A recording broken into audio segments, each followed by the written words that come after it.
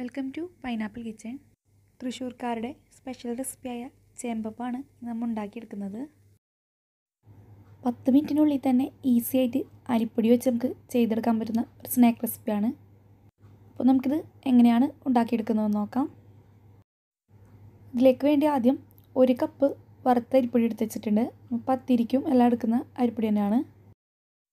ഒരു കോഴിമുട്ട, 3 table spoon നിറയെ തേങ്ങ, 2 ടേബിൾ സ്പൂൺ മൈദ, 2 നുള്ളു നല്ല ജീരകം, 1/4 ടീസ്പൂൺ ഏലക്കായുടെ പൊടി, 1 നുള്ളു ഉപ്പ്, 1 കപ്പ് തണുപ്പില്ലാത്ത പാലെടുത്ത് വെച്ചിട്ടുണ്ട്.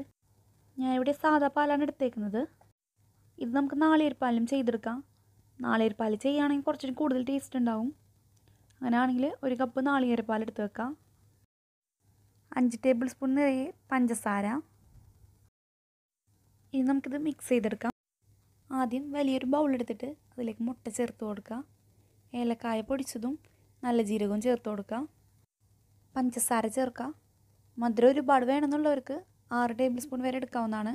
ഇതിന് അത്യാവശ്യം നല്ല മധുരമുണ്ട്. ഇനി ഇതൊരു സ്പൂണോ വിസ്കോ വെച്ചിട്ട് നന്നായി മിക്സ് ചെയ്ത് കൊടുക്കുക. 1 മിനിറ്റ് നന്നായി തന്നെ മിക്സ് ചെയ്ത് കൊടുക്കണം. ഇങ്ങനെ മിക്സ് ചെയ്ത് കൊടുത്താൽ മാത്രമേ നമ്മുടെ ചേമ്പപ്പം ഫ്രൈ ആയി വരുമ്പോൾ ഉള്ളെല്ലാം നല്ല സോഫ്റ്റായി കിട്ടുകയുള്ളൂ.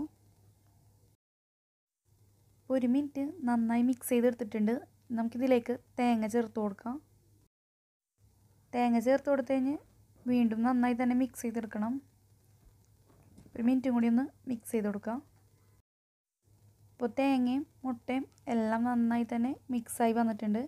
പഞ്ചസാരയെല്ലാം നന്നായി അലിഞ്ഞ് വരണം.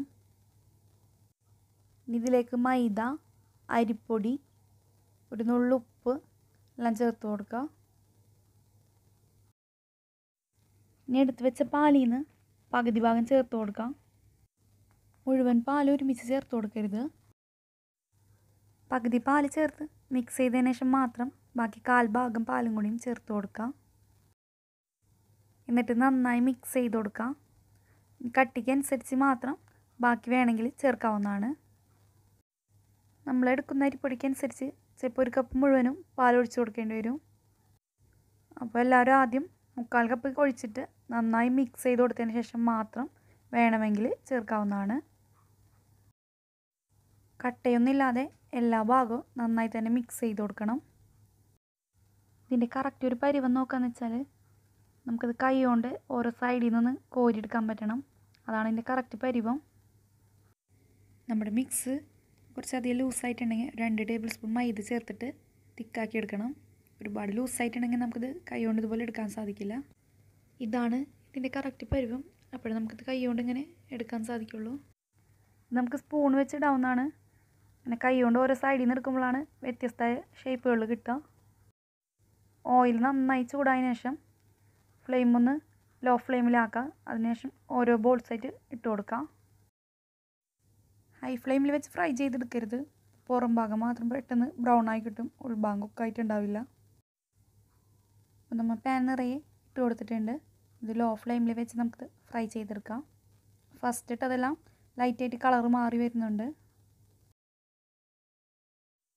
ഒരു സൈഡ് ഇതുപോലെ ലൈറ്റായിട്ട് ബ്രൗൺ കളറായി വരുമ്പോൾ നമുക്ക് തിരിച്ചിട്ട് കൊടുക്കാം. ഒരുപാട് ഡാർക്കാവാൻ നിൽക്കേണ്ട, ടേസ്റ്റ് ഉണ്ടാവില്ല. നമ്മൾ ഫസ്റ്റ് ഇട്ടതെല്ലാം തിരിച്ചിട്ട് കൊടുത്തിട്ടുണ്ട്. നമ്മളിത് ഓയിലിലേക്ക് ഇടുമ്പോൾ ഓയിൽ നല്ല ചൂടുണ്ടായിരിക്കണം. അതിന് ശേഷം ലോ ടു മീഡിയം എന്ന ലെവലിൽ വേണം ഫ്രൈ ചെയ്തെടുക്കാൻ. ഇനി എല്ലാതും നമുക്കൊന്ന് തിരിച്ചിട്ട് കൊടുക്കാം. ഫസ്റ്റ് ഇട്ടതെല്ലാം ഇപ്പോൾ 2 സൈഡും ഫ്രൈ ആയിട്ടുണ്ട്. നമുക്കിനി ഒരു പ്ലേറ്റിലേക്ക് കോരി മാറ്റാം. നമ്മുടെ എല്ലാ ചേമ്പപ്പവും നന്നായി തന്നെ ഫ്രൈ ആയി കിട്ടിയിട്ടുണ്ട്. ഇതൊക്കെ ഒരു പ്ലേറ്റിലേക്ക് മാറ്റാം. സെയിം മെത്തേഡിൽ സെക്കൻഡ് ഫ്രൈ ചെയ്തെടുക്കാം. നമുക്കിത് ചൂടോട് കൂടി തന്നെ കട്ടൻ ചായയുടെ ഒപ്പം കഴിക്കാവുന്നതാണ്. ഈസി ആയിട്ട് വീട്ടിലെപ്പോഴും ഉണ്ടാകുന്ന സാധനങ്ങൾ വെച്ച് നമുക്കിത് ചെയ്തെടുക്കാനും സാധിക്കും. 1 കപ്പ് അരിപ്പൊടി കൊണ്ട് തന്നെ ഇതുപോലെ 2 പ്ലേറ്റ് സ്നാക്ക് നമുക്ക് കിട്ടും.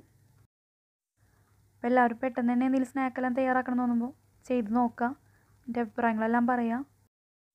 വീഡിയോ ഇഷ്ടമായാൽ ആ ലൈക്ക് ബട്ടൺ ഒന്ന് പ്രസ് ചെയ്യാനും ചാനൽ ഇതുവരെ സബ്സ്ക്രൈബ് ചെയ്യാത്ത കൂട്ടുകാരുണ്ടെങ്കിൽ സബ്സ്ക്രൈബ് ചെയ്യാനും മറക്കരുത്.